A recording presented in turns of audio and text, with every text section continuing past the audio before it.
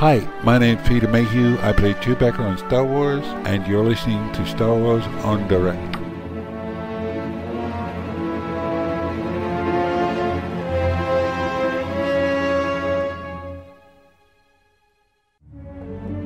Cette émission vous est présentée par Cyclan.net, votre source d'informations sur l'univers Star Wars.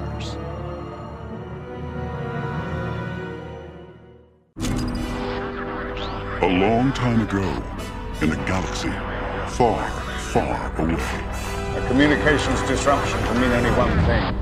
That thing's operational. Hello, and welcome to Star Wars on Direct. Yes, the voice of Star Wars fandom. The show informs us and entertains us, and it binds the fans together. If you strike me down, I shall become more powerful than you can possibly imagine. The Force is strong in this one. Hello, what have we here? Nice of you guys to drop by. Hello, I think. We would be honored if you would join us. On prend les mêmes et on recommence. Effectivement, nous voilà pour de nouvelles aventures avec Star Wars en direct. Alors nous voilà pour l'émission 90 de la reprise de 2014. Alors je suis avec moi par les deux anciens de l'émission parce qu'on peut pas faire ça sans eux. Alors je suis avec Danny. Salut Danny. Bonjour tout le monde. Et Sébastien. Salut Sébastien. Salut Henri, bonjour tout le monde. Alors content de reprendre l'émission après un an d'absence encore des ondes. Ouais, en fait, ça fait un mois et quelques semaines depuis l'annonce de Disney, donc il y a beaucoup de choses qui se sont passées depuis cette dernière émission. C'est sûr, et donc c'est pour ça que nous sommes de retour, parce que notre passion est revenue, et ce sera le sujet un peu de notre débat, comme vous allez pouvoir le voir dans à peu près une petite demi-heure dans notre fichier. Voilà, alors Danny, après tant d'absence, et comme on allons sûrement avoir de nouveaux auditeurs avec l'arrivée des nouveaux films, alors on va te laisser un peu te présenter, qui es-tu un peu? Ben, en fait, du côté de la communauté Star Wars, mon surnom était Lunatique dans le temps, donc j'ai aidé énormément à la gestion du site web d'information Star Wars Cyclan.net depuis 2000, donc un an après sa création, jusqu'à mon départ en 2005, qui a été repris par Sébastien. La gestion a été reprise par Sébastien. Et à cette époque, en même temps, on a lancé Radio Cyclan qui est devenu Star Wars en direct en français en 2001, janvier 2001, puis Star Wars en direct en anglais de 2003 à 2006 pour ma part et jusqu'en 2007, je crois, avec Sébastien et d'autres animateurs. Donc, c'était ma contribution, en fait, à la communauté Star Wars francophone. Depuis ce temps-là, avec j'ai complètement changé de profession. Je suis retourné aux études à temps plein. Donc, j'ai vraiment déconnecté un peu de Star Wars pendant cette époque-là. Maintenant, avec l'annonce de Disney, l'achat de Disney et maintenant les films qui approchent, bon, mais ma passion a revit lentement mais sûrement. Donc, ça va me faire un plaisir de participer le plus que je peux à la relance de l'émission et par plaisir en tant que fan aussi de participer. Et tu seras cette émission qu'on a fondée, moi et Sébastien, en 2001. Et donc, et professionnellement, je t'ai pas trop indiqué. Ah, je suis un graphic designer, donc je fais site web, graphisme, logo. Je suis passé d'une profession scientifique à une profession un peu plus artistique. Donc, et je travaille pour l'Association canadienne de soccer, football en Europe et partout dans le monde, mais en Amérique, on appelle ça soccer. Donc, les équipes nationales de soccer du Canada qui sont ordinaires, disons. Peut-être l'équipe féminine qui est bonne. À ton tour, Sébastien, présente-toi. Alors, moi, j'ai rejoint Cyclan en 99, juste quelques temps après Danny, je crois. Ben, c'est ça, le site a pas cessé d'augmenter. Donc, merci à toute la communauté. Maintenant, je suis l'administrateur en chef, mais j'aimerais quand même souligner l'incroyable support de Imera et de tous les autres membres de l'équipe Cyclan qui font rouler le site jour après jour, sans qui on n'aurait pas des nouvelles à tous les jours comme on en a présentement. Et moi, je suis un super fan de la Guerre des Étoiles. J'ai fait plusieurs entrevues télévisées, j'ai fait plusieurs apparitions dans des conventions. Star Wars, c'est ma passion, puis ça me fait toujours plaisir d'en parler et de revenir donc à l'émission après tant d'années, parce que bon, la vie, c'est la vie. On a connu beaucoup de virages, Danny nous a quittés pour aller faire un relancement professionnel et malheureusement, je dois dire que je n'étais pas aussi bon que lui. Et donc, on est maintenant rendu avec quelques émissions en moins. Mais Star Wars en direct a quand même continué quelques temps après lui et on a bien apprécié tout l'incroyable travail que Danny avait fait. Et le côté professionnel aussi, si ça te gêne pas de parler. Alors, côté professionnel, j'ai fait énormément de trucs différents, incluant des trucs personnels. Donc, voyons, j'ai été chef sushi. J'ai été journaliste. J'ai été toutes sortes de choses et présentement, je suis un validateur de contenu publicitaire dans une compagnie qui s'appelle TouchTunes. Donc, on fait des jukebox avec des écrans tactiles. Donc, quand même un truc intéressant. Et pour ma part, moi, je suis Henri, alors, parce que souvent, comme je lance l'émission, mon prénom n'apparaît pas souvent, donc on me connaît plus souvent sous le nom de pseudo Dalsk. Alors, je pense que certains de nos éditeurs me connaissent du temps où j'étais le webmaster de KemiWeb, un ancien site internet de Star Wars qui a disparu en 2008, que j'avais rejoint en 2001, si je me trompe pas. Et puis après, ça a été Par contre, j'ai d'abord rejoint Star Wars Universe avant de passer sur Site-Clan ensuite. Sinon, du côté de l'émission, c'est Danny qui m'avait invité lors de la reprise justement en 2008 aussi, pour faire partie de l'émission Star Wars en direct au moment où il invite de la reprise où il invitait des participants des sites des sites français de Star Wars.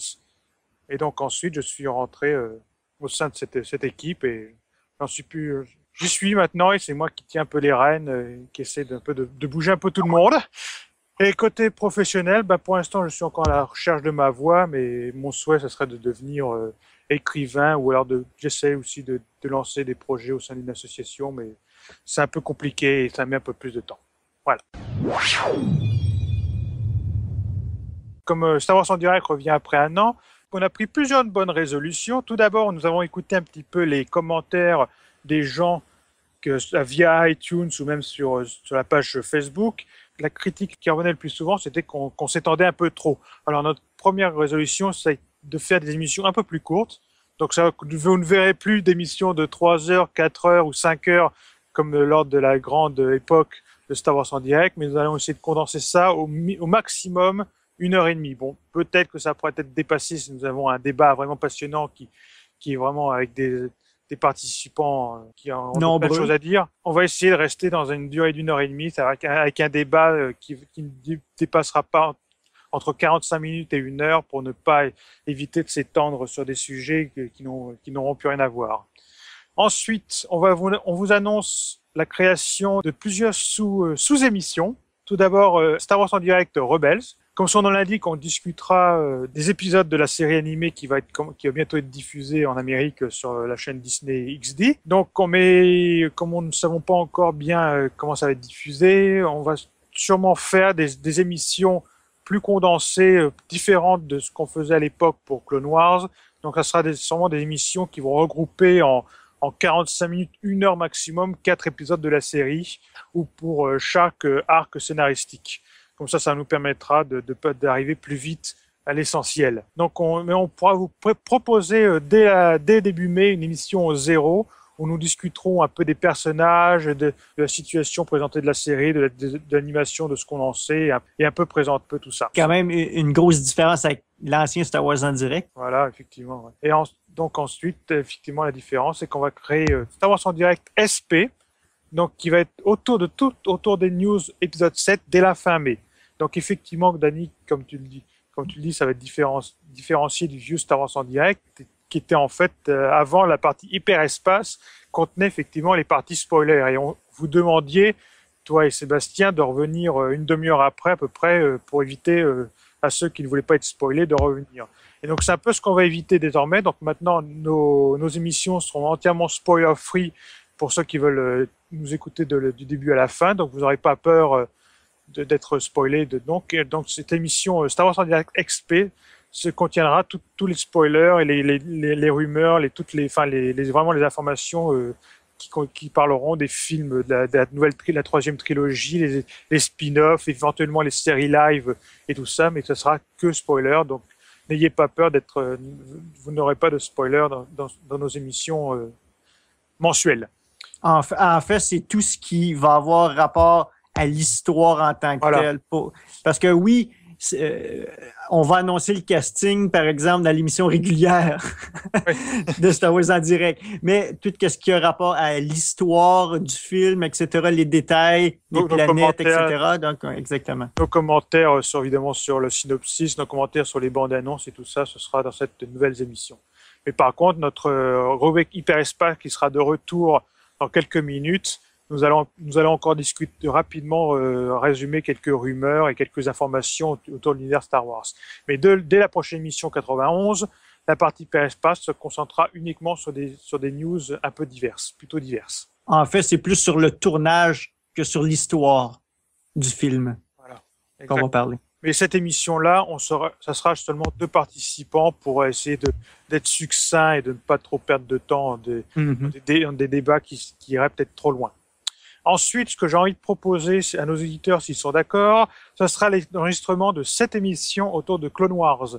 Alors effectivement, nous avons fait aucune émission Clone Wars depuis un certain temps, par manque d'intérêt. Alors c'est pour ça que nous en étions à l'émission 43. Alors c'est pour ça que j'ai pris la décision, si je trouve la motivation suffisante pour créer donc 7 émissions finales, qui nous amèneront jusqu'à l'émission 50 pour parler des derniers arcs scénaristiques importants, c'est-à-dire l'arc Savage Opress, l'arc du Jedi Pong Krell, tout ce qui est autour de Dark Maul, la fin de la saison 5 importante avec Ahsoka, et le plus important arc scénaristique de la saison 6, celui de Yoda. Ensuite, toujours autour de ça, on est en train de refaire un peu le site internet de l'émission, parce qu'il aussi date un petit peu, donc on en parlera un peu plus lors des prochaines émissions et tout ça.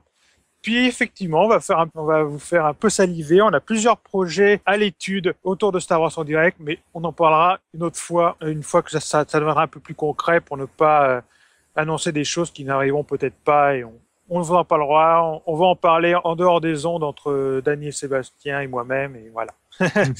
Donc j'espère que toutes ces annonces vous redonneront envie de revenir auprès de Star Wars en direct. Vous serez tous là, nos auditeurs, à nous écouter, à faire partager vos envies et à commenter autour de nous. Voilà. Et je voudrais rajouter ceux qui sont intéressés à participer. Je ne sais pas si on en parlait à la fin ou non, mais ceux qui voudraient participer comme animateurs réguliers, etc., pour ces différentes émissions, envoyez-nous un courriel à l'adresse qu'on va donner à la fin de l'émission pour qu'on puisse voir avec vous si vous pouvez être là régulièrement, etc. Donc, c'est pas des auditions en tant que telles, mais voir votre intérêt pour certaines de ces émissions-là, parce qu'on ne pourra pas toujours être là à 100% des émissions. Et comme on veut effectivement avoir de nouvelles émissions vraiment régulières, plus vous serez là, plus comme ça, si quelqu'un se désistera, on aura une autre personne pour remplacer, on pourra garder ces émissions régulières. Donc c'est pour ça, donc ce qui vous attend, le mois prochain, il y aura l'émission, donc vers la mi-mai, vous aurez le droit à l'émission 91. Mais début mai, on espère vous proposer l'émission 0 de Star Wars en direct autour de la série Rebels. Et d'ici la fin mai, nous vous proposerons Star Wars en direct, la première émission de Star Wars en direct SP. Donc en gros, maintenant, chaque mois, vous pouvez au moins espérer d'ici dans les mois, et on espère les années qui arrivent, presque 3 émissions par mois. Donc il faudra vraiment garder la motivation de tout le monde, parce que ça ne sera pas facile. Alors, nous allons pouvoir passer à la partie Hyperespace. Première petite annonce, c'est Alan Horn, le président de Disney, qui a annoncé que le tournage a commencé. Alors, je ne sais pas pour vous, mais je pense que ça a été une surprise pour tout le monde tout d'un coup qu'on avoue que le tournage avait commencé, bien qu'on pouvait un peu s'en douter. Ben, en général, c'est ça. En général, il y a toujours ils captent des images de paysages, etc. Puis tu as des unités secondaires qui peuvent filmer des extras, je veux dire, des acteurs de soutien, etc. Le projet avance bien et donc on attend toujours le tournage principal pour mi-mai, pareil. C'est ça. Donc, si le tournage est commencé, c'est du tournage sans J.J. Abrams. Donc, seulement les unités secondaires qui filment un peu partout dans le monde. Donc ensuite, c'est pour ça. Il y a plusieurs rumeurs autour des tournages. Il paraît qu'on pourrait retourner au Maroc avec une recréation de Tatooine et même en Islande. Donc Maroc, il paraît qu'il pourrait même y tourner à Abu Dhabi pour un mois entier. Bon, ça évidemment, tout ceci n'a pas été confirmé. Abu Dhabi? C'est Abu Dhabi, tu veux dire? Pardon. Effectivement. J'ai toujours l'envie de dire à l'angliciste, excusez-moi. J'ai beau être français. Hein. Ben, même en anglais, c'est un bon québécois, je pense. Non, mais même en anglais, c'est Abu Dhabi. Bon. Je m'excuse, chers auditeurs. Donc, en tout cas, ça serait effectivement, il paraît qu'on retournerait sur Tatooine, mais ça n'a pas été confirmé encore une fois. Puis l'Islande, les gens font tout de suite le lien entre l'Islande et Hoth, mais effectivement, Hoth n'est pas forcément en Islande, parce que l'Islande, à ce que j'ai pu voir sur Internet, à cette époque-là, ça devient très verdoyant, donc ce n'est pas impossible que ça soit plutôt pour une planète un peu plus proche de ce qu'est Naboo. Mais en Islande, tu as quand même des volcans, donc tu peux avoir des lieux de tournage très volcaniques aussi, donc ça peut être Il y a vraiment un peu de tout, donc il ne faut pas vraiment s'attendre. Si ça se confirme, il ne faut pas s'attendre forcément à un retour, ça peut être une planète de glace. En fait, pour Tatooine, le désert. Je ne sais pas si on va y retourner, on va en parler dans une autre émission, mais c'est certain qu'avec la Tunisie, les conditions politiques et le désert qui est en train d'enfouir les lieux de tournage des années 70 et 80, c'est certain qu'ils n'ont peut-être pas le choix de faire ça à un endroit différent. Et pour moi, effectivement, un désert, pour moi, c'est que pour Tatooine. Donc, il y a moins de choix possibles. Mais on peut être surpris. On ne sait pas ce qui nous attend. Ensuite, ils ont annoncé le nom des 2 caméras principales qui seront utilisées sur l'épisode 7. On vous rappelle que ce sont des caméras argentiques, car Abrams n'a pas voulu tourner en numérique. Donc, apporte le doux nom de Millennium Falcon et Death Star. Moi, je trouve que c'est une bonne idée, en fait, de tourner de façon traditionnelle, parce que ça va quand même rapprocher un petit peu du look de la trilogie originale. Comme on voit autant du côté de la prélogie que tout est beau, tout est lisse, tout est propre. C'était la même chose côté tournage, tout était numérique, tout était vraiment très détaillé. Si on retourne un peu en arrière et on refilme un peu dans le même style, oui, ça va être numérique parce qu'on va numériser toutes les pellicules, mais ça va ramener un ton de couleur probablement, etc., qui va se rapprocher un petit peu de la trilogie originale. Une qualité d'image un peu graineuse, ouais. Ouais, un bruit un peu dans l'image, etc., qui va rapprocher. Les couleurs vont être probablement différentes que le numérique un petit peu. Donc, ça va vraiment faire un pont avec l'époque de la trilogie originale qui était sale, des vieux vaisseaux, etc. Peut-être, oui, qu'en 30 ans, on va perdre dans une autre émission, mais peut-être qu'en 30 ans, ça redevient un peu plus propre. On peut espérer qu'ils vont être nos vaisseaux, peut-être qu'avec la chute de l'Empire, ils ont sûrement pu avoir le... Exactement, mais bon, pour faire une continuité avec la trilogie originale, je trouve que c'est une bonne idée. On verra si ça va être le cas aussi pour l'épisode 8 et 9. Peut-être pas. On va peut-être faire une transition de retour vers le numérique. Je pense l'avenir va nous dire. Je pense qu'ils n'osent pas le dire, mais je pense qu'Abraham sera plus impliqué sur la troisième trilogie qu'on le pense. Je pense. On verra selon son succès. Voilà.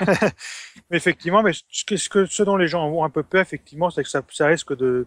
Effectivement, ça va rallonger un peu la post-production parce qu'il faudra derrière numériser toutes les bobines. Mais bon, pour ce qui est du nom des caméras, c'est original. Je veux dire, en fait, moi, tous mes disques externes ont des noms Star Wars aussi. Donc, mes clés USB, mes disques externes ont tous des noms Star Wars. Donc, il n'y a rien de spectaculaire. Ça me surprend pas d'un fan de Star Wars comme J.J. Abrams.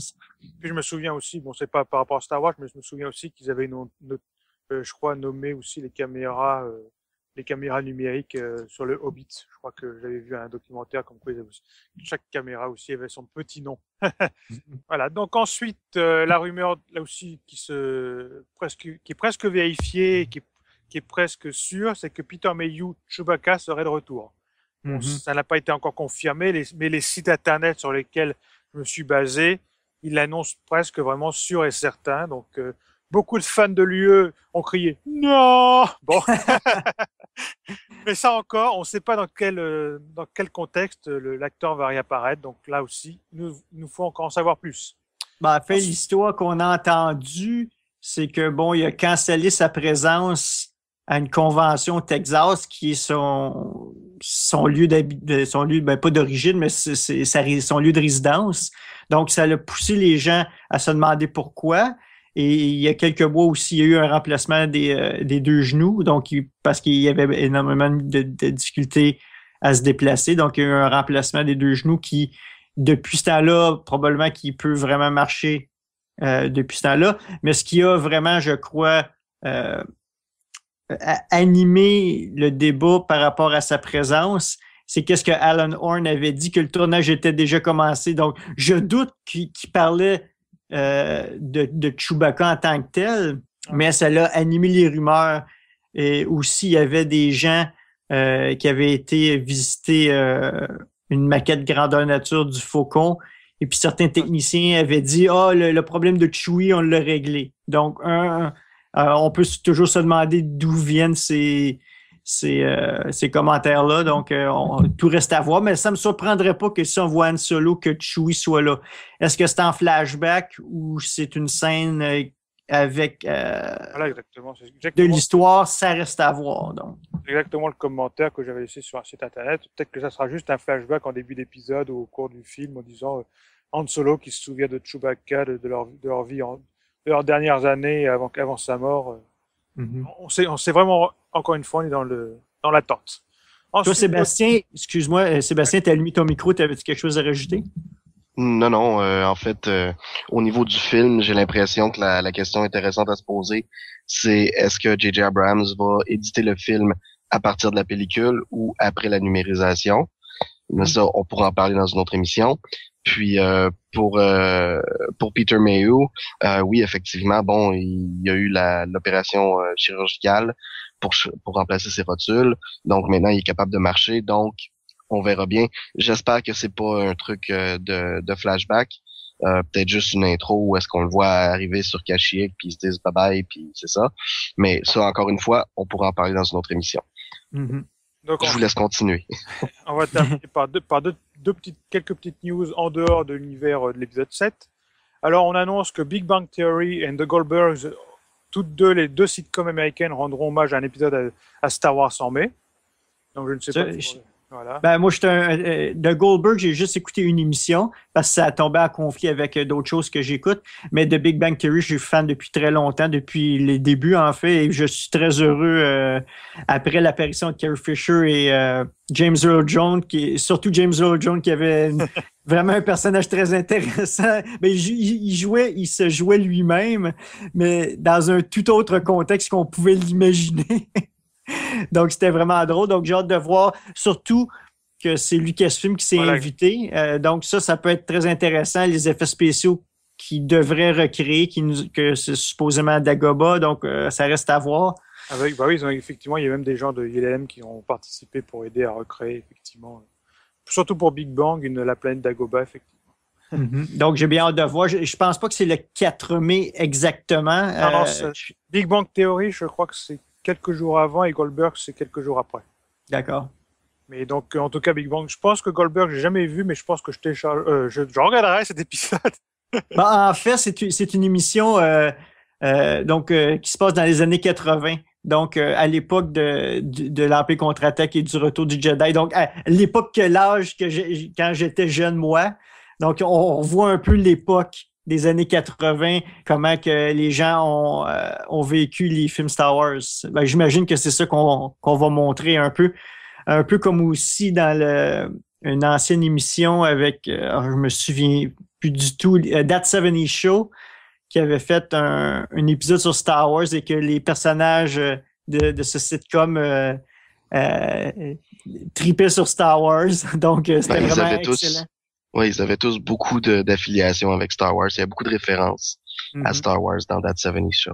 De toute façon, ce genre de série avec un peu un caractère un peu geek, il y a toujours la possibilité de faire apparaître Star Wars. C'est vraiment en plus, c'est très très ancré en Amérique, beaucoup plus qu'en France et même dans d'autres pays. Donc, c'est un peu logique que ça qu'il fasse un peu.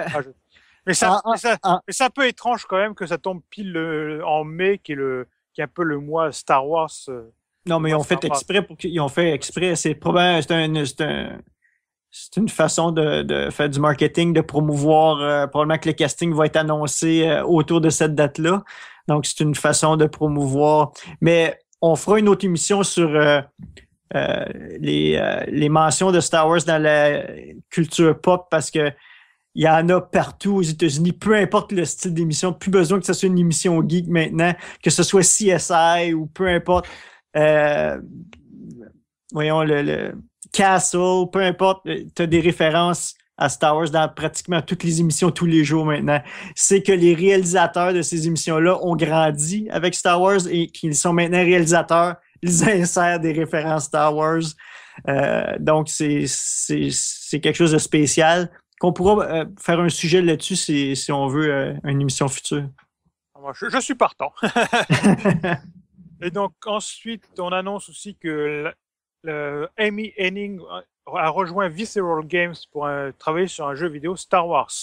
Alors, il paraît qu'elle a travaillé sur Uncharted, la série Uncharted. Donc, moi, je suis pas tellement jeu vidéo, donc je ne sais pas je connais pas vraiment la personne, mais apparemment, j'ai lu un peu des commentaires comme quoi les gens seraient assez excités à propos de cette nouvelle, parce que je crois qu'elle a peut-être participé au scénario, des choses comme ça. Je crois qu'elle a été la creative designer sur Uncharted, donc il paraît que c'est un bon. Ça a été un peu la nouvelle du jour. Enfin, pour moi, c'était parce que je savais même pas que Visceral Games était en train de travailler sur un jeu vidéo Star Wars. Pour moi, le seul jeu vidéo à venir était le nouveau Battlefront par DICE. Donc voilà, je suis curieux d'en savoir un peu plus et tout ça. Sébastien pourra probablement en dire plus, mais moi, de qu'est-ce que j'ai entendu de Uncharted, c'est que c'est un des meilleurs jeux scénarisés depuis longtemps. Et je pense qu'il y en a eu 3, Uncharted, mais moi, je suis pas un jeu vidéo non plus, mais c'est le genre de jeu que moi, j'aimerais. Donc, un peu scénarisé, que tu participes à certaines scènes. Donc, c'est vraiment quelque chose que pour moi, qui est super intéressant. Plus que Battlefront, parce que je suis pas très jeu à première personne, parce que je suis trop mauvais. les enfants de 13 ans sont capables de me battre facilement. Donc, je suis vraiment plus les trucs scénaristes. Puis ce genre de jeu ont d'extrêmement bons écrivains. Donc, ça fait que c'est pratiquement des films.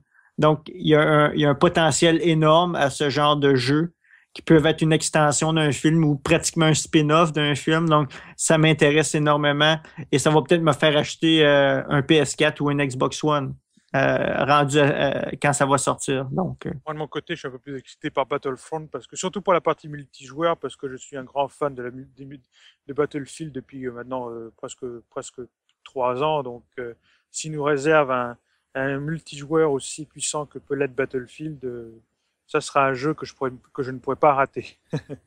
Toi, Sébastien, t'as-tu joué à Uncharted ou les jeux similaires? J'ai pas joué à Uncharted, non. Mais effectivement, c'est un jeu qui est très connu dans la communauté du gaming. On sait que oui, Amy Hennig, elle a fait beaucoup de scripts pour plusieurs choses. C'est une excellente écrivaine. Donc, on va voir ce que ça va donner avec Star Wars. Mais elle a participé à des scénarisations comme Legacy of Kain, entre autres, avant Uncharted.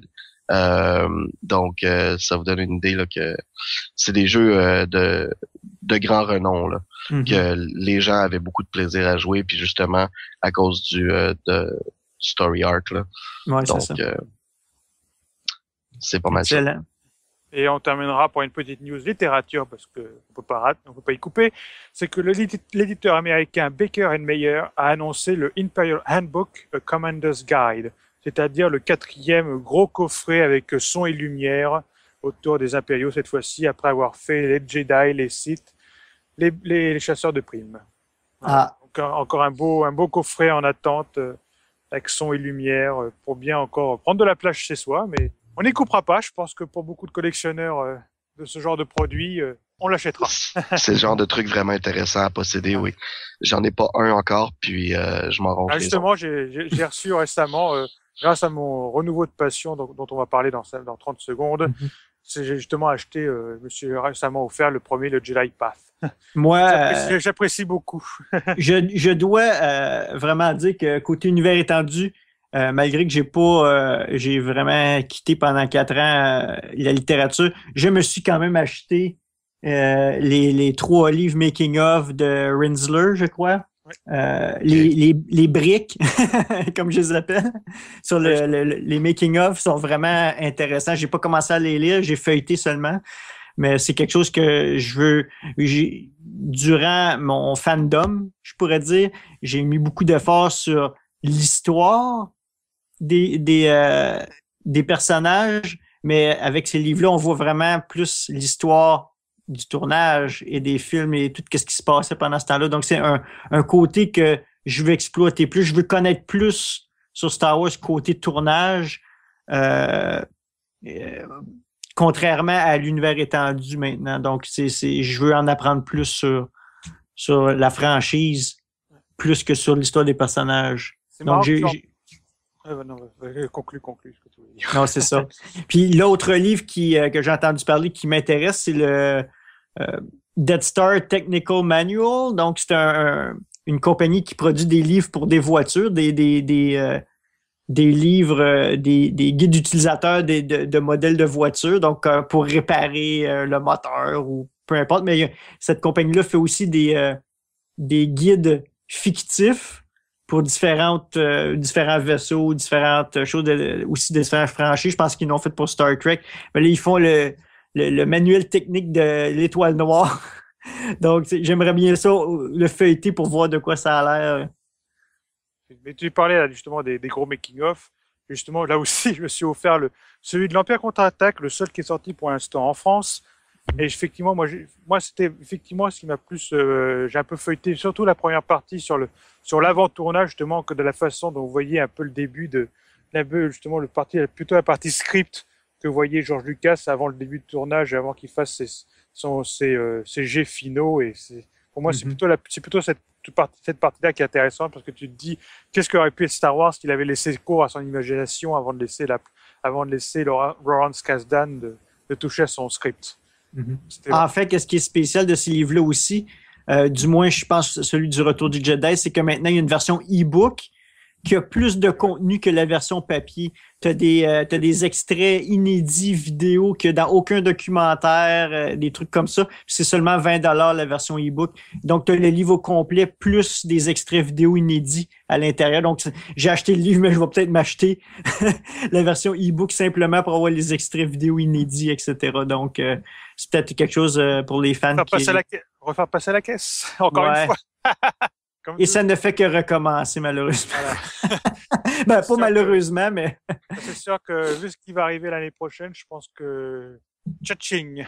Ouais, exactement. Bien, insérer ici le son du tiroir caisse. Voilà. Maintenant, j'ai un peu de petite partie planning des sorties entre mi-avril et mi-mai sur le sujet de Star Wars.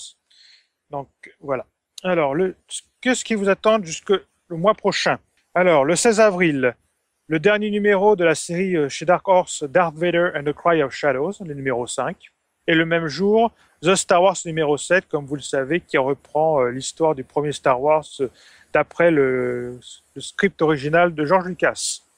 Le 23 avril, Ça sera l'Omnibus Knights of the Old Republic Volume 3. C'est un TPB toujours chez Dark Horse. Dark Time Volume 7, A Spark Remains, c'est un autre TPB. Star Wars Legacy 14. Le 24 avril, en France, chez Pocket, le 8e Destin de Jedi qui portera le nom Ascension. Ensuite, le 25 avril, chez l'éditeur Huguin et Munin, les storyboards Star Wars sur la prélogie, qui est un gros livre qui est sorti en Amérique il y a quelques temps déjà. Ensuite, le 30 avril, chez Dark Horse, Rebel Heist numéro 1. En France, on retourne en France le 1er mai pour le Star Wars Comics Magazine numéro 9. Et en Amérique, le storyboard de la trilogie originale. Ensuite, on passe un petit peu une partie communauté fan. Le 3 et 4 mai, il y aura 2 conventions qui auront lieu. La première est Génération Star Wars et Science-Fiction 2014 à QC, qui est un grand rendez-vous que la plupart des fans de Star Wars attendent pour ceux qui peuvent y aller. Et la deuxième, qui aura lieu à Amélie-les-Bains, s'appelle la convention ASFA 2014. Et on termine par le 7 mai, l'Omnibus Dark Times Volume 2 en TPB. Et le 14 mai, Star Wars 17. Alors, je ne sais pas si vous avez d'autres idées, si vous avez d'autres choses à rajouter de ce côté-là, Dany et Sébastien. Aucune idée, non. Non. Parce que effectivement, comme vous avez pu le voir, c'est surtout de la littérature, donc je m'excuse, j'ai plutôt une connaisseur du côté univers étendu, donc je ne sais pas. On pourrait toujours dire que le casting est imminent. C'est une chose qui va arriver d'ici avril et mai. Oui, j'espère qu'on saura quand même le nom des acteurs avant le début du tournage. Voilà, nous allons maintenant passer à notre partie débat où nous serons rejoints par Jean-François. Donc aujourd'hui, la question à nos participants est « Connaissez-vous un renouveau de votre passion ?» Alors pour donner quelques précisions supplémentaires, avec toutes les rumeurs et les news autour de l'épisode 7 ainsi qu'un réveil progressif de la communauté, est-ce que tout ceci a ravivé votre passion pour Star Wars ? Alors, Dany, on va commencer par toi. Bien sûr. En fait, c'est sûr que ça a réveillé quand même un peu ma passion. J'étais au neutre, si on peut dire. Oui, j'écoutais quand même les Clone Wars. Je ne les écoutais pas en direct. Je les écoutais quand j'avais le temps et je rattrapais les saisons. Donc, c'était... avant la 6e. Ah ouais. T'as trouvé le temps? Oui, j'ai trouvé le temps. En fait, c'est ça. J'ai continué seulement avec Clone Wars. J'ai pas lu un seul livre Star Wars depuis 4 ans et même plus à cause de mes études et mon nouveau travail. Donc, j'avais mis les freins sur la lecture. Je pense que le dernier que j'avais commencé à lire, en fait, c'était un audiobook même. C'était le premier Fate of the Jedi, je crois. Je sais pas si c'est Outcast ou quelque chose comme ça. Tu n'as rien manqué. Je n'ai rien manqué, bon, tant mieux. Ah oui, moi j'adore cette période, alors putain. En fait, c'est vraiment le dernier que j'avais commencé, puis j'ai pas eu le temps de continuer. Donc, à partir de ce moment-là, j'ai vraiment arrêté Star Wars. Oui, je continuais à regarder Clone Wars, écouter la musique, bien sûr, ça reste quand même dans mes habitudes de vie au travail. La musique, je pense que même les fans qui ont disparu écoutent toujours. Hein, c'est vraiment, je pense qu'on peut pas vraiment le qualifier au bout d'un moment au sein de la passion Star Wars. La musique, c'est vraiment quelque chose à part. C'est ça. Une autre chose que j'ai été obligé de couper, obligation familiale ou quoi que ce soit, c'est les conventions. Donc, j'ai pas été à aucune convention non plus. J'ai été peut-être à une exposition sci-fi, c'est comme 2-3 heures seulement, qui était à Ottawa, mais c'était pas Comic-Con, c'était une petite rencontre à l'université Carleton, donc c'était pas vraiment une convention. Puis c'était il y a quelques mois, donc je compte pas ça vraiment comme une convention. Tu sais, participer à fond à une convention, ça fait extrêmement longtemps. Puis là, je pense vraiment c'est... Non, je veux dire, pour ta convention, c'était plutôt un concours de circonstances. Je veux dire, c'était là où tu habitais, donc tu as profité. T'es pas... Ouais, exactement. Tu n'as pas eu trop de déplacements à faire en disant je suis motivé, on va y aller parce que j'ai très envie d'y aller. Non, exactement. Je pense que c'est vraiment la dernière que j'ai fait, c'était peut-être Célébration 3, Sébastien, je suis pas certain. je pense que oui. Je pense qu'on a fait un Star Wars en direct à Ottawa que j'ai été vous voir pour faire l'émission, mais vous aviez été à une convention ou une rencontre de Fan Force ou je sais pas trop, que j'ai participé mais à l'enregistrement, mais j'ai pas participé aux événements en tant que tel. Donc, c'est peut-être la dernière fois. Puis SFX à Toronto, c'était-tu avant ou après Célébration, ça? C'était la même année, c'était 2005. OK, donc j'ai été à celle-là. Donc, c'était après. Ça nous rajeunit pas. C'était au mois d'août. Donc, c'est probablement celle-là, la dernière que j'ai été. Donc, j'ai vraiment... Il y a 9 ans? Ouais, en fait, ouais. T'as pas fait de convention depuis 9 ans, là? Ah non, c'est la vie. Ouais. Donc, c'est certain que récemment, oui, j'ai continué à regarder les médias sociaux. En fait, depuis l'arrivée des médias sociaux, vraiment. Donc, je continue à suivre qu'est-ce qui se passe sur Twitter, Facebook, etc. Et j'écoute la quantité industrielle de podcasts Star Wars en anglais qui existe maintenant. Donc, les principaux, là, de Forcecast, Rebel Force Radio, il y en a une couple de Nathan Butler encore, etc. Tous ceux de moi, pour moi, ceux de The Forge, j'ai jamais trouvé je trouve qu'ils sont un peu trop professionnels peut-être pour du Star Wars. Je trouve que j'aime bien garder cette qualité en tant que côté fan. Le côté communautaire de la chose. Voilà. J'ai jamais réussi vraiment à accrocher au Forcecast ou même leur nouvelle Rebel Force Radio. J'ai un tout petit peu testé, j'y arrive vraiment pas, c'est trop professionnel. Même si j'aime bien notre radio et tout ça, j'aime bien le côté on est proche, il y a des petites erreurs, il y a des petits bruits, on met 1h30 pour se préparer à faire une émission, on n'est pas en live, donc. En fait, je crois que Jimmy et Jason n'ont pas vraiment le choix à cause de la qualité des invités et des contacts qu'ils ont maintenant. Le niveau de qualité doit être extrêmement haut et très officiel, entre guillemets. En frais de qualité. Pour savoir son direct, vous aviez des invités, c'était pas non plus. Oui, mais notre qualité était pas à ce point-là. On était les seuls qui faisaient ce niveau-là à cette époque. Donc, c'est probablement pour ça qu'ils venaient nous voir. C'était un bon moyen pour eux de venir promouvoir leur livre, etc. Mais maintenant, la qualité... C'est avec ça alors qu'ils venaient pour ça. Exactement. Maintenant, la qualité est tellement supérieure. La qualité sonore, la qualité de production en général, et aussi le fait que tout est relié par les réseaux sociaux, donc tout est connecté, la popularité est globale, beaucoup plus, la quantité de monde qu'ils atteignent maintenant est beaucoup supérieure, donc ça l'a aidé beaucoup à la grandeur du podcast, à la croissance de leur podcast, qui maintenant, probablement que si je serais pas déménagé à Ottawa, que ça serait nous peut-être qui seraient rendus à ce niveau-là. Désolé, Sébastien. Je t'en veux pas, Danny, je t'en veux pas. Peut-être pas trop s'éloigner de notre débat, parce que l'une de nos bonnes résolutions de ce retour de Star Wars en direct est d'essayer de rester plutôt au sein du sujet. La communauté, ouais, c'est ça. Donc, pour préciser un petit peu notre histoire, notre question de débat, tout ça concerne plutôt est-ce que vous êtes remis à lire les livres, ou alors est-ce que vous avez tout d'un coup dit tiens, Star Wars reprend, je vais peut-être recommencer à acheter des choses, ou est-ce que je vais peut-être me passer plus de temps sur les sites internet, à peut-être consulter les news et tout ça. De toute façon, nous qui faisons l'émission et ceux qui vont l'écouter, nous sommes évidemment de retour parce que nous avons retrouvé l'envie de faire justement ces émissions à cause des news de Star Wars qui vont arriver en masse. Exactement. On va avoir du matériel maintenant à parler, parce qu'après l'épisode 3, oui, avec Clone Wars, mais je veux dire, l'auditoire général, ceux de mon âge, de l'âge à Sébastien, c'est différent un peu. Je pense que même des gens de 80 qui ont commencé comme moi en 97, je pense qu'il y a évidemment, encore une fois, l'univers étendu, ça attire beaucoup de monde, mais ce n'est pas pour ce qu'on appelle les mainstream fans. Non, c'est ça. Les fans principaux, ils sont plutôt là pour les films et peut-être le seul truc qui aurait pu peut-être raviver un peu plus la flamme aurait été la série live. Mm-hmm. Parce que ça aurait été avec de vrais acteurs, donc il y aurait eu peut-être des vraies histoires avec de vrais acteurs, donc ça aurait été un peu plus parce que évidemment comme c'est animé, les séries animées, ça attire tout de suite un peu moins la foule. En tout cas, pour terminer ma portion, oui, je viens d'acheter Dark Plagueis parce qu'il paraît que c'est un roman absolument incroyable. Donc, dans la dernière année, vraiment, j'ai seulement lu les 5 livres de Game of Thrones. Donc, j'ai absolument pas eu le temps de lire autre chose. Mais là, au mois de mai, je m'en vais en vacances et j'amène Dark Plagueis pour me remettre un peu dedans. Et on verra qu'est-ce qui va arriver avec l'univers étendu, qui sera un autre sujet. Mais on en parlera une autre fois, effectivement. Exactement. Mais bon, oui, j'ai commencé à regarder un peu plus, à racheter certains livres.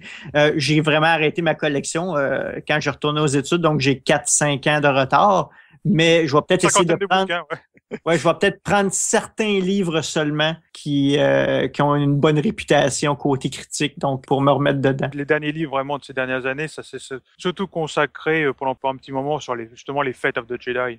Parce qu'il y avait 9 bouquins et ça a pris une bonne partie des publications de ces dernières années. Enfin, c'était ma partie à moi. Je pense qu'on devrait passer le micro à Jean-François avant qu'ils doivent quitter. J'y ai, c'est toi. Oui. Moi, de mon côté aussi, ma passion, je pense comme pas mal tout le monde, la flamme, elle s'était éteinte. Même l'annonce de l'achat de Lucasfilm par Disney, c'est pas ça qui a ramené la flamme. Même, je pense que ça posait plus de questions qu'autre chose. Donc, je pense que de mon côté, c'est des circonstances qui ont fait depuis l'épisode 3, j'ai eu 2 enfants, donc ça a comme couvert un temps mort. Puis là, ma plus vieille fille, elle va avoir 4 ans, donc elle commence à s'intéresser un peu à Star Wars, elle écoute Clone Wars avec moi et tout. Donc, je pense que c'est ça qui fait que ça ramène un peu qui a ramené un peu la flamme. Donc, moi aussi, comme Danny, j'avais arrêté de lire les livres. J'ai lu Fate of the Jedi, pas au complet. J'ai lu, je pense, les 3 premiers livres, puis j'étais déçu de la série. Donc, ça a fait comme, pour moi, c'est fini, ça m'intéresse plus. Puis, l'année dernière, j'ai acheté, juste comme ça, c'est un coup de tête, j'ai acheté Scoundrel de Timothy Zahn, puis j'ai acheté Kenobi. Ces 2 livres-là m'ont totalement surpris. C'était 2 livres qui étaient, je trouvais, très originaux. Donc, c'est ça qui a fait comme, OK, il y a quelque chose ici. Puis là, je pense, comme je dis, ma fille qui s'intéresse. Puis là, pour ce qui est... moi, je jouais beaucoup aux Star Wars, aux miniatures et tout. Et le contrat de Wizard of the Coast avec Lucasfilm s'était terminé il y a quelques années. Mais là, la compagnie Fantasy Flight, ils ont eu le contrat pour le jeu de rôle, les miniatures et les jeux de cartes. Puis ils ont commencé à sortir leur jeu l'année dernière. Donc, c'est aussi des jeux de miniatures et tout, très intéressant, très original. Fait que tout ça fait que ma passion revient. Pour ce qui est des films, je sais pas encore. Je veux dire, pour l'épisode 7, j'ai mes craintes, mais bon. Pour tout le monde, je pense. Non, mais je pense que, comme tu le disais, il y a eu le rachat par Disney, mais je pense que c'est maintenant, alors que le tournage va vraiment commencer, que les fans se disent ça y est, ça arrive vraiment. Ce n'est plus une plaisanterie, c'est plus, on y est vraiment. On va vraiment avoir des spoilers, on va vraiment avoir des annonces importantes qui vont être faites, parce qu'effectivement, à l'époque de l'annonce du rachat de Lucasfilm par Disney, bon, c'était fait, ça a fait un grand choc dans la communauté, mais c'était pas encore vraiment du concret, on pouvait pas encore vraiment toucher la chose. Alors que là, on voit, comme on dit, on a presque au bout du tunnel, on commence à avoir l'autoroute qui va arriver, qui est le tournage, puis après on aura le péage qui va être le film, si on peut parler de cette métaphore-là. Et puis non, donc je pense que c'est vraiment depuis 2-3 mois vraiment que la communauté commence vraiment à s'agiter comme des petits électrons. Et pourtant, je trouve que toutes ces nouvelles-là, ça pose plus de questions qu'autre chose. Oui, comme quand Disney a acheté Lucasfilm, ils ont fermé LucasArts, fait puis jeux vidéo. Ouais. Tous les contrats, on ne sait pas ce qui se passe avec Del Rey parce qu'ils n'ont aucun livre qui est annoncé après le mois de janvier de 2015. Le dernier livre est supposé sortir le mois de janvier 2015, il n'y a plus rien d'annoncé après. Donc, il y a plus de questions qu'autre chose. Mais quelquefois, justement, là, il y a eu le début de Disney, bon, après, mais le problème, c'est ça. Même si ce sont des questions qu'on se pose, même si ce sont des choses dont on ignore, il y a quand même, on veut justement faire des débats autour de ça, on se pose des questions, donc on va chercher d'autres fans à qui on va pouvoir y discuter, donc ça finit par, on voit que les forums se ragitent, les sites internet se réactivent un peu, donc ça ramène des gens dessus, et puis ça prend c'est effet boule de neige. Ouais, Moi, tout à fait d'accord.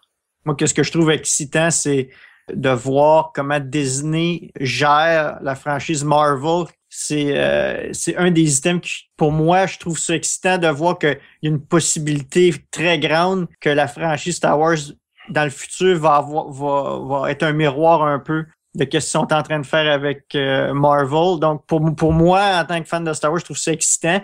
Je sais pas s'ils vont rapprocher la procédure qu'ils ont faite avec Marvel pour Star Wars ou si ça va être complètement différent, ça reste à voir. Mais juste l'anticipation de ça, avec les films spin-off, les séries télé, etc., c'est sûr je trouve ça excitant en général. Donc, ça ravive beaucoup ma passion pour Star Wars. Mais ça aussi, je pense que cette histoire de Disney, de sa façon de gérer la franchise, va aussi animer pas mal de nos débats dans des prochaines émissions. Et toi, Seb, on t'entend pas là derrière, hein? Non, effectivement, avec ma merveilleuse voix radiophonique du jour. Alors, je crois que oui, la flamme, commence à se raviver, tranquillement, pas vite. Là, cette semaine, on a eu des nouvelles de possibles personnes qui vont faire partie des films. Ça me rappelle un peu 1999 quand ils avaient commencé à annoncer Liam Neeson, Natalie Portman, etc., etc. Ça reste un peu des rumeurs, ça reste très subtil. Il y a des trucs vraiment complètement folles comme les cheveux de Karen Gillian vont apparaître dans l'épisode 7. C'est comme... OK, c'est OK, bravo. Donc, tout le monde se pose la question présentement. Oh, Mara Jade. Mais en fait, justement, je l'ai pas précisé dans ma news que j'ai faite sur Site-Clan, c'est que nulle part sur les informations qu'elle a données l'actrice, nulle part n'est dit que ça sera pour ce film-là. C'est tout le monde, c'est précipité de dire que c'était pour l'épisode 7 et tout ça, mais elle a jamais parlé elle a juste dit que ça partait chez Star Wars. Puis elle pourrait jouer le rôle d'une sénatrice aussi, c'est bon, on s'entend là. Ouais. Mais bon, là on s'éloigne encore du sujet. Pour ce qui est de raviver la flamme, même moi, le dernier livre que j'ai lu, c'est Fury, de la série Legacy of the Force. Ah ouais, encore plus de retard. Oui, je suis vraiment, vraiment loin. J'y vais pas à pas. C'est sûr qu'avec toutes les conventions, j'ai eu quand même pas mal de fun, mais j'ai remarqué que la communauté, l'intensité de la joie du fandom Star Wars baissait au travers des années. Donc, au départ, c'était on va à une convention pour avoir du plaisir, pour avoir des rumeurs, tout qui est sur des prochains livres, sur Clone Wars. Puis au bout du compte, on termine, on va aux conventions pour rencontrer nos amis qu'on voit une fois par 3 ans. Toi, Sébastien, tu as été aux autres célébrations. Oui, j'ai fait toutes les dernières célébrations. Je compte faire la prochaine à Anaheim aussi. Donc, et émission là-bas. Comment? Si tu trouves le courage de nous faire une petite émission aussi. En direct, pas vraiment en direct, mais un petit enregistrement comme tu nous avais fait pour la célébration 5. Ouais. Alors, regarde, moi, c'est même pas certain que je vais y aller. Donc, oui, j'adorerais y aller, là, quand même. Mais tout va dépendre de la situation de mon travail à ce moment-là et les projets que j'ai à faire. Donc, je peux pas, comme avant, acheter des billets 3 ans d'avance ou peu importe les hôtels comme on faisait avant. Les fans font comme Luc, si tu veux. Ils deviennent de moins en moins insouciants puis de plus en plus responsables. La population vieillit aussi. Les fans de la trilogie classique, de la trilogie originale, un peu comme Jean-François, ils sont rendus maintenant des parents. La dynamique est différente. Oui, ils aiment beaucoup Star Wars, mais ils ont des obligations qui vont aller par-dessus aller à des conventions ou quoi que ce soit. Donc, il n'y a pas que les fans de la première heure, il y a aussi même ceux des fans qui ont commencé avec la prélogie, hein, ils ont pris 15 ans de plus aussi, donc toute la communauté a vieilli. Même les petits, même des petits qui auraient commencé avec Clone Wars en 2008, ils ont 6 ans de plus maintenant, donc ils peuvent être passés de l'enfance à l'adolescence et presque au début de l'adulte. Et comme JF disait, toutes les dernières nouvelles des dernières années posent plus de questions. En ce sens, les nouveaux films, est-ce qu'ils vont être axés plus pour plaire aux plus jeunes ou aux gens de la trilogie classique? C'est le genre de frayeur qu'on a. Jusqu'à présent, ça a été trilogie. Tout le monde, dans les interviews, il parle toujours de la trilogie classique, mais après, effectivement, il faut voir s'ils vont vraiment faire juste comme ça, ou après, ils font quand même garder un esprit bon enfant. Mais j'aimerais bien avoir... Enfin, c'est ce que tout le monde veut un peu, c'est un esprit un peu sombre, un peu plus sérieux que la prélogie, mais... Pour la voir dans quelles circonstances se passe là. Je pense que c'est une question d'époque. Si c'est une époque où la galaxie est où la galaxie est en paix et tout ça, je pense que peut-être que le début du film sera un peu bon enfant, le ton léger, tout ça, jusqu'à ce que peut-être que le conflit arrivera. Faut voir. Faut peut-être avoir un spin-off sur Jar Jar. Mais en fait, pour rester sur le sujet, je pense que c'est Jean-François qui peut expérimenter le mieux le renouveau Star Wars à cause de ses enfants. Parce que nous, quand on était jeunes, c'est nos parents, en tout cas dans mon cas, c'était ma mère qui m'a amené voir l'épisode 4 quand j'avais 5 ans. L'expérience que j'ai vécue à ce moment-là, Jean-François peut la revivre avec ses propres enfants. Donc, c'est comme éduquer une nouvelle génération. Sébastien, Genesis, pour ceux qui connaissent sur ce site-là, dans le temps. Sébastien Tardy aussi, il y a des enfants qui sont mordus de Star Wars maintenant. Donc, il enseigne une nouvelle génération. Donc, c'est un autre point de vue du renouveau Star Wars. Le fait de voir ses enfants aimer ça nous ramène à notre enfance. Comment nous, on aimait les jouets puis on aimait ces choses-là. Donc, côté renouveau, je pense que c'est Jean-François qui va avoir l'expérience la plus intense, je pense, comparativement à nous. jusqu'à ce qu'on ait des enfants dans certains, peut-être dans votre cas. Tandis que moi, c'est juste... Faut que tu nous fasses des enfants, Danny. Ah non, nous, on a décidé de ne pas en avoir, donc... Ah. Ça, c'est dommage. Parce que tu aurais pu en avoir pile un qui aurait eu 4 ans ou 5 ans pour l'épisode 9.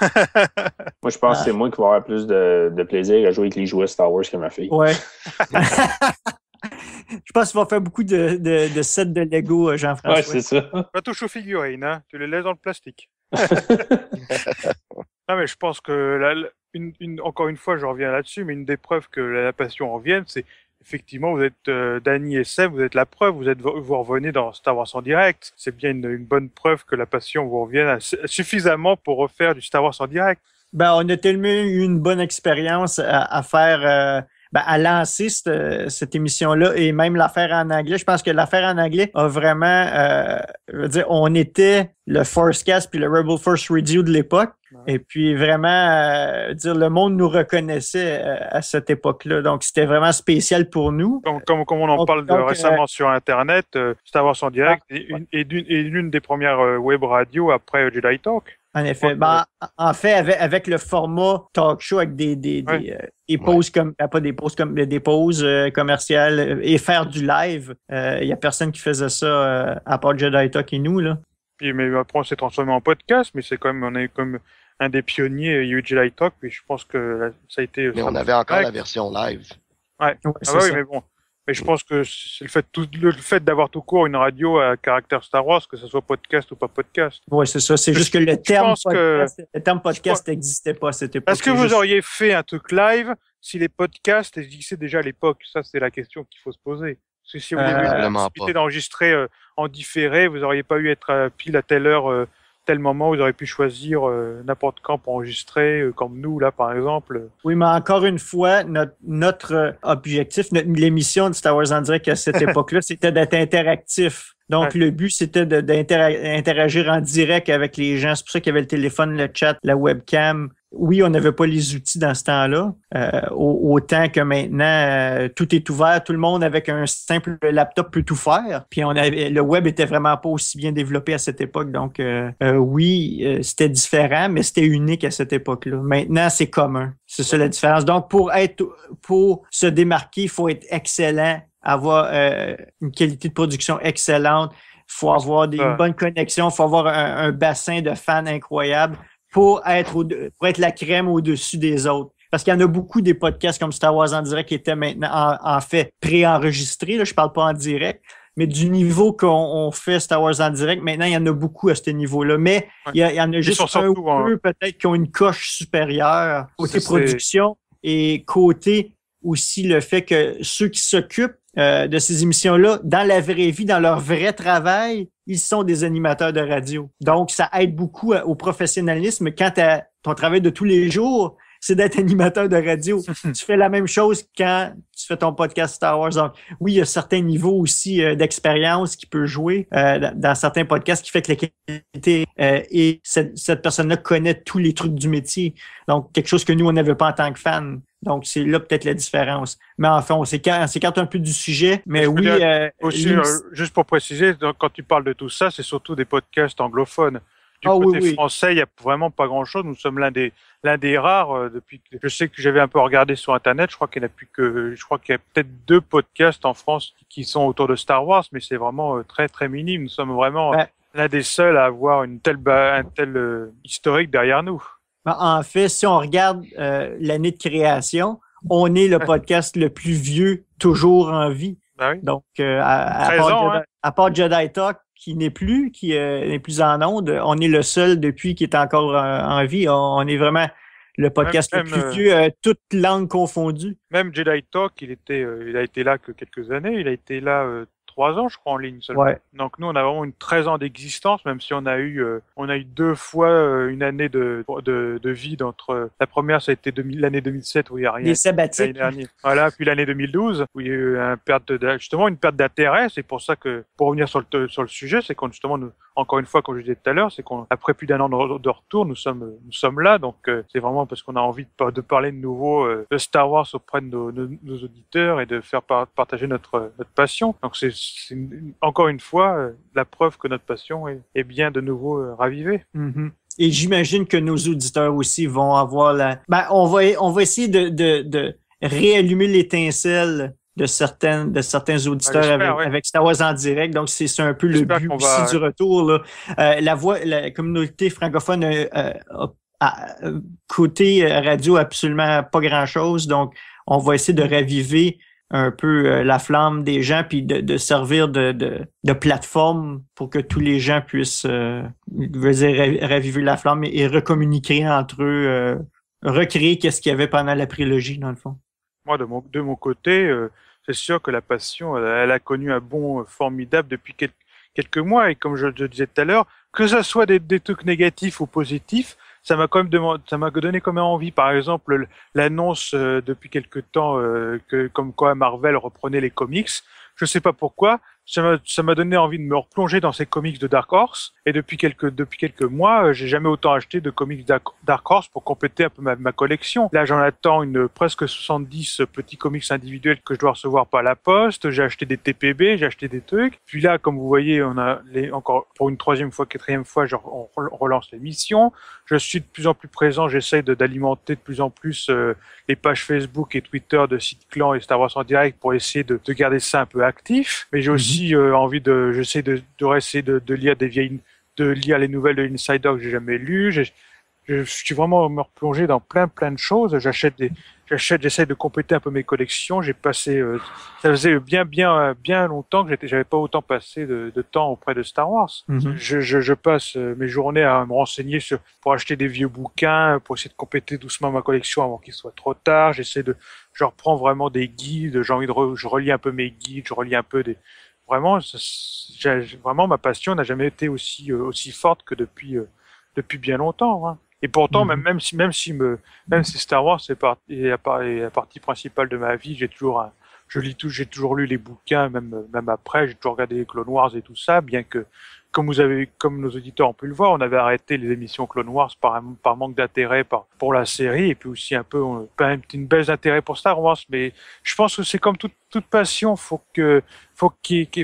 ça s'entretient. Si on laisse un peu tomber, si effectivement la communauté laisse un peu tomber, si les bouquins intéressent moins les gens, tout ça fait que si on n'entretient pas notre passion, on peut presque l'oublier, on commence à s'intéresser à autre chose, et puis ça passe au deuxième plan, troisième plan, quatrième plan, puis après on se dit, voilà, on est trop vieux, on essaye de se remettre un peu, mais on n'a plus le même intérêt. Et moi, je sais que c'est ce qui m'arriverait si je laissais tomber un peu Star Wars de temps en temps pour faire autre chose. Hein. Je suis vraiment à fond dedans parce que je veux être à fond dedans et je mets mon temps dedans, et le fait de mettre son temps dedans, on a envie de s'intéresser, on s'y plonge, quoi. C'est vraiment ça. Je sais pas si vous êtes d'accord ou pas, de fait. En fait, moi, oui, j'ai un intérêt pour revenir, mais il est quand même limité. Donc, c'est pour ça que je pourrais pas aller à toutes les émissions, etc. Mais, je veux essayer au moins par ma présence, puis probablement Sébastien, c'est la même chose, d'essayer de ramener un peu le public. Puis on a de l'histoire, moi et Sébastien, avec cette émission. Donc, on a la capacité de peut-être ramener certains auditeurs, plus particulièrement du Québec, peut-être. Oui, il faut garder la partie francophone dans l'émission. Exactement. Essayer de ramener un certain public, même si dans le futur, on sera peut-être pas présent aussi souvent qu'on le voudrait, mais du moins qu'il y a une présence du Québec, qui est quand même l'origine de l'émission et de ce clan qu'on va essayer quand même de conserver, même si le pourcentage de population qui ça rejoint est infime à comparer l'Europe. Donc, on peut essayer de reconstruire justement notre communauté, et plus on aura de gens qui nous écouteront, plus on sera vu sur Internet, et plus on sera vu sur Internet, plus on aura des gens qui voudront participer et nous faire connaître, et ça pourra aussi nous donner plus on sera reconnu, partagé, et les gens viendront nous dire on aime votre émission, plus ça nous donnera envie d'en faire de plus en plus, et peut-être qu'on augmentera notre rythme, on sait pas, mais ça c'est à vous, auditeurs, de nous dire si vous en voulez plus ou si ça vous plaît, et de nous faire connaître. Parlant des auditeurs, Henri, est-ce que tu as la page de Star Wars en direct d'ouvert sur ton ordinateur? Je peux faire ça dans les 10 secondes. Donc, pendant que tu fais ça, on a un de nos auditeurs qui est organisateur de... J'ai même pas besoin d'aller sur Facebook, je les ai imprimés devant moi, donc j'ai bien préparé vos émissions. Donc, c'est ça, il y a Fabien Dumas qui est organisateur de la convention Les Héritiers de la Force à QC, qui nous a laissé un message. Donc, Henri, je te laisse le lire parce que ma voix va partir, moi. Donc, sans commentaire. Pour ma part, je pense que la curiosité fait son effet et je suis clairement plus l'actualité qu'à une époque qui a été creuse. Mais je ne pense pas, pour l'instant, dire que ma passion connaît vraiment un renouveau. Un léger regain de curiosité, c'est sûr. En revanche, en tant qu'organisateur de conventions, on sent clairement plus l'effervescence cette année par rapport aux précédentes. Beaucoup plus de monde réagissent, que ce soit sur notre page officielle ou sur notre groupe Facebook qui est devenu un vrai forum de partage Star Wars. En tout cas, je trouve pour l'instant la communication autour de l'épisode 7 plutôt réussie, en ne dévoilant que très peu d'informations, et donc en laissant la place à un certain mystère qui évite les déceptions et les erreurs de communication. Voilà son commentaire. C'est bien. C'est très agréable de voir que sa convention, effectivement, connaît un regain. Je pense que ça, en effet, c'est un bon exemple de montrer que les fans ont à nouveau reviennent faire Star Wars, ça c'est sûr. Ben, en fait, c'est sûr que ça va aider à toutes les conventions.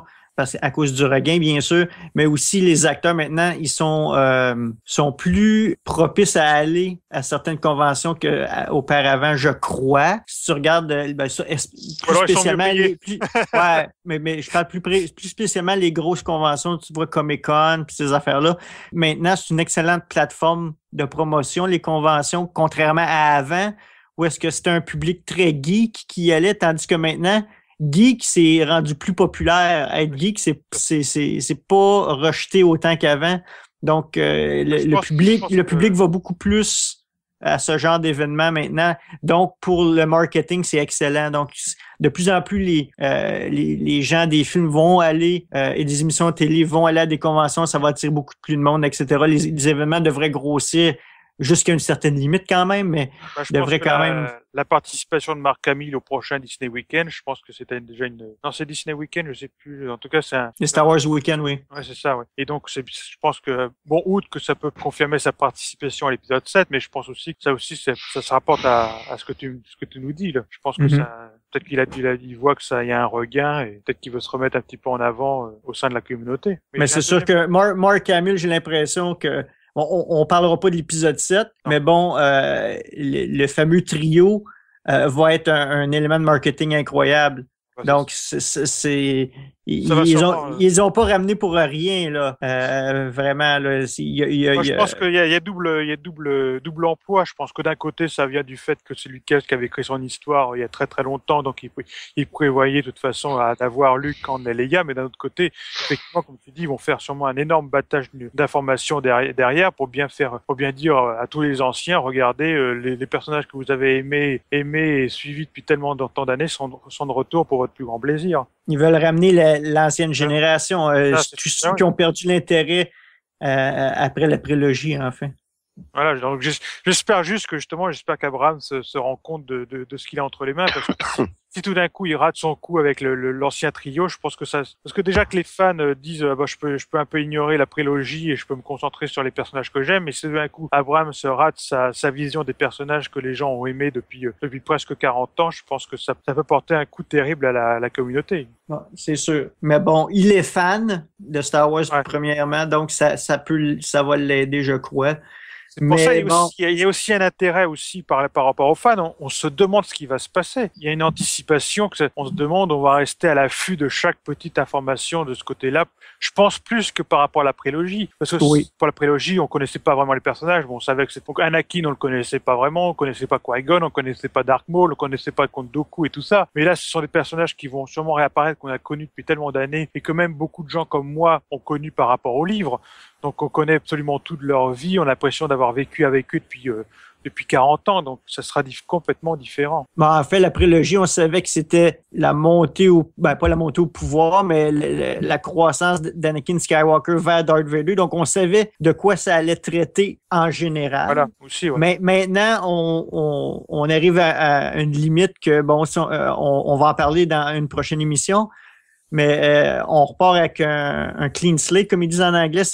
On a, à part connaissance du trio, on sait absolument pas vers où ça s'en va. Donc, pour ça, c'est une anticipation aussi grande que peut-être quand les gens qui attendaient l'Empire contre-attaque voir qu'est-ce qui allait se passer. Et c'était un peu le même genre, là. Et ils connaissaient pas Star Wars, ils ont vu l'épisode 4. Après, ils essaient d'anticiper l'épisode 5 et 6. c'est pas évident, tu as une anticipation incroyable, tu n'as aucune idée qu'est-ce qui va se passer. C'est sûr que la prélogie, on savait exactement, évidemment, on savait qu'on allait arriver à l'épisode 4, donc on savait que l'empereur Palpatine était empereur, on savait qu'il y avait Dark Vador, on savait qu'il y avait une guerre des clones qui avait été mentionnée par Obi-Wan, donc c'est sûr que, comme tu dis, qu'en repartant en arrière, on savait un peu à quoi s'attendre, puis on avait déjà des informations. Je sais qu'on savait depuis très très longtemps qu'Anakin et Obi-Wan se combattaient au bord de la lave où ils se faisaient des figures et tout ça, alors que là, effectivement, comme tu dis, on ne sait absolument rien. On a de tout petits indices par rapport, mais c'est des vieilles, très vieilles interviews de George Lucas où on sait à peu près.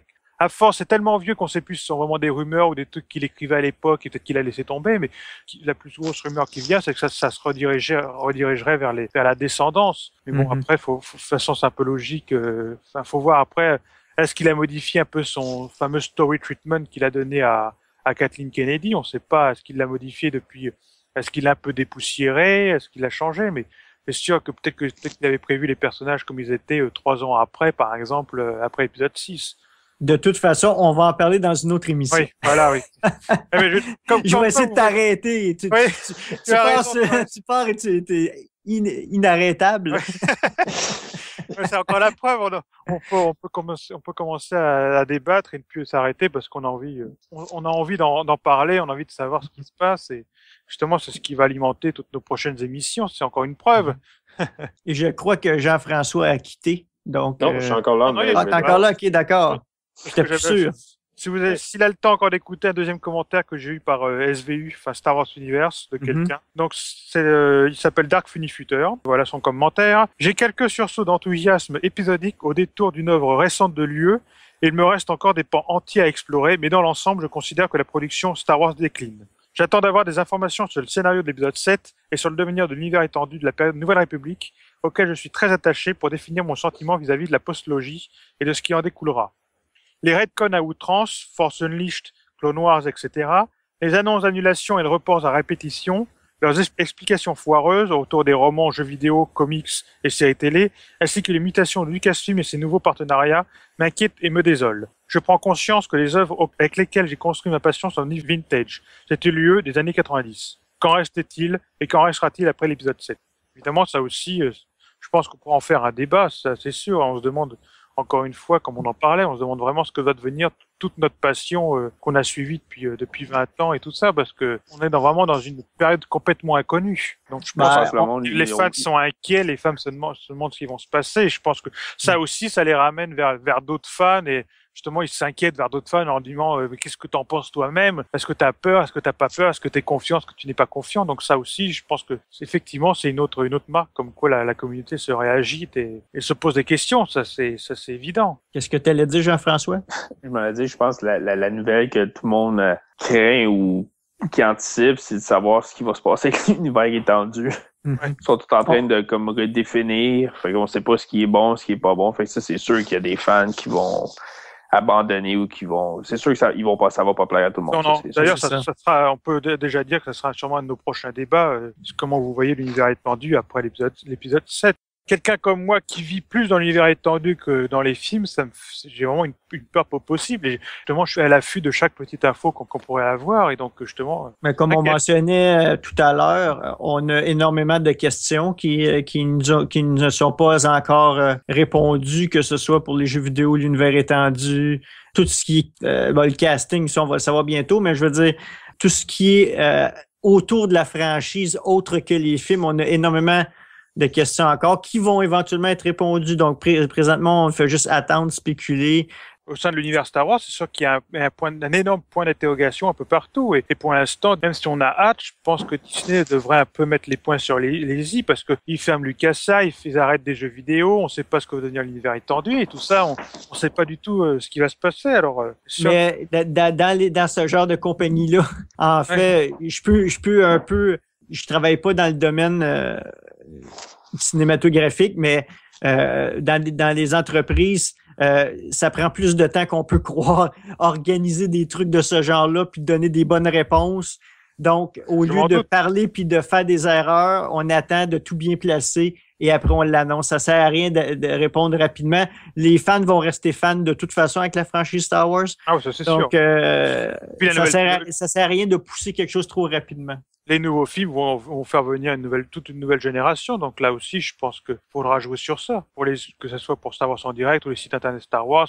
Je pense que évidemment, comme moi qui ai été un petit jeuneau lorsque j'ai vraiment commencé à surfer sur les forums Star Wars, moi je vais avoir l'autre vision avec les petits jeunes qui vont arriver avec la troisième trilogie. J'aurai la vision des vieux qui ont vu les petits jeunes arriver entre 99 et 2005, même 2008 un peu. Je pense je vais avoir cette vision-là des petits jeunes de 12-13 ans qui vont arriver en masse. Et peut-être que là, je vais me sentir encore plus vieux. Bien. Donc, sur ce, je vais devoir vous quitter. D'accord, bien. Merci beaucoup pour ta participation. Ça me fait plaisir. Alors, on se reparle. À plus tard, Jean-François. À la prochaine, JF. Bien, on remercie encore une fois Jean-François pour sa participation. Donc, je pense que nous avons tout dit sur ce débat, même si on pourrait sûrement y continuer encore longtemps, mais je pense qu'à force, on irait trop loin dans d'autres sujets. Donc, je pense qu'on va arrêter là pour ce débat et j'espère que ça vous aura plu. Donc, oui, et s'il y en a qui veulent donner leurs propres commentaires, vous pourrez communiquer à l'adresse qu'on va vous donner à la fin de l'émission. Voilà, qu'on va vous donner dans quelques instants. Donc, nous allons pouvoir passer à la conclusion de l'émission. Bien, je pense que c'est tout pour aujourd'hui. C'était un bon début pour une reprise de nos émissions. Donc, on vous annonce que l'émission 91, nous devrions enregistrer ou le dimanche 11 mai ou dimanche 18 mai. Et le débat sera, en se basant uniquement sur les films, comment voyez-vous l'épisode 7 ? Bon, peut-être que ce débat sera un tout petit peu modifié par rapport peut-être si on a de grosses annonces. Donc, effectivement, nous essaierons quand même, comme on vous le précisait un peu plus tôt, essayer d'éviter tout ce qui est spoiler, mais je pense qu'il n'y aura pas assez d'informations d'ici là pour spoiler. Et voilà, c'est tout pour aujourd'hui, les amis. Donc, comme toujours, si vous avez des commentaires ou des suggestions, vous pouvez nous contacter à l'adresse studio@swendirect.com. Il y aura toujours quelqu'un pour vous répondre. Mais ce n'est pas le seul moyen pour rester en contact avec nous. Vous avez deux autres solutions. Vous pouvez rejoindre notre groupe Facebook à l'adresse facebook.com/SW en direct, où vous pourrez discuter avec les animateurs, ou bien nous suivre encore sur Twitter à l'usager SW en direct. Mais nous invitons également à nous laisser un commentaire, positif ou négatif, sur iTunes, où vous pouvez retrouver nos émissions, ce qui permettra d'améliorer notre visibilité et ainsi de partager nos émissions, car le bouche à l'oreille est notre meilleure pub. Idéalement positif, parce que ça va nous faire monter sur iTunes. Effectivement, mais si vous avez des commentaires négatifs, on est toujours là pour améliorer nos émissions. Alors, de la part de Danny, Sébastien et Jean-François, qui est déjà parti, merci d'avoir été écoute de Star Wars en direct, la voix du fandom Star Wars, et à très bientôt.